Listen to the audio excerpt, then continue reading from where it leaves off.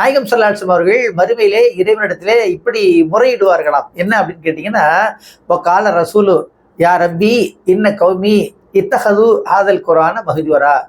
என் இறைவா, என்னுடைய சமுதாயத்தவர்கள் நிச்சயமாக குர்ஆனை புறக்கணித்து விட்டார்கள், ஒதுக்கி விட்டார்கள் என்று ஒரு குற்றச்சாட்டை வைப்பதாக இறைவன் இங்கே சுட்டி காட்டுகிறார்.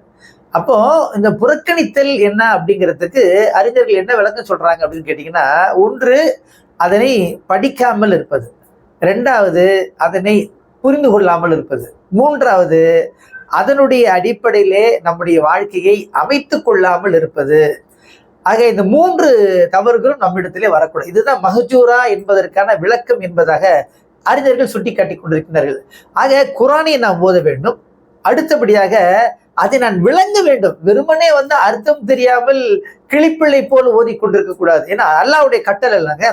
அப்ப அல்லாஹ்வுடைய அதாவது அர்த்தம் தெரியாம ஓதுனால் நன்மை கிடைக்கும், அது வேற விஷயம்.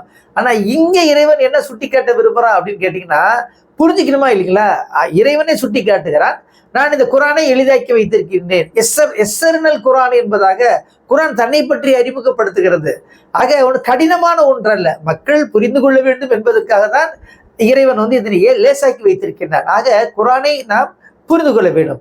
எல்லாவற்றுக்கும் மேலாக அதன் அடிப்படையிலே நம்முடைய வாழ்க்கையை அமைத்துக் கொள்ள வேண்டும். ஆனால் பல இடங்கள்ல என்ன அப்படின்னு பாத்தீங்கன்னா, குர்ஆனை பின்பற்றுவது ஒரு புறம் இருக்கட்டும், குர்ஆனுக்கு நேர் முரணான, குர்ஆனுக்கு நேர் மாற்றமான வழிமுறையை பல இடங்களிலே நம்முடைய சமுதாயம் செய்து கொண்டிருப்பதை நான் பார்க்கின்றோம்.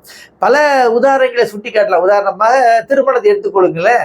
இறைவன் சுட்டி காட்டுகிறார், ஆத்து நிசா சதுக்காத்திகின்ற நிகழா, நீங்கள் மணமகளுக்கு தாராளமாக கொடுங்கள் அப்படின்னு குர்ஆன் சொல்லுகிறது. ஆனால் பல இடங்கள்ல என்ன பண்றாங்க, தாராளமாக பிடுங்குகிறார்கள், அவங்க கிட்ட இருந்து வாங்குறாங்க.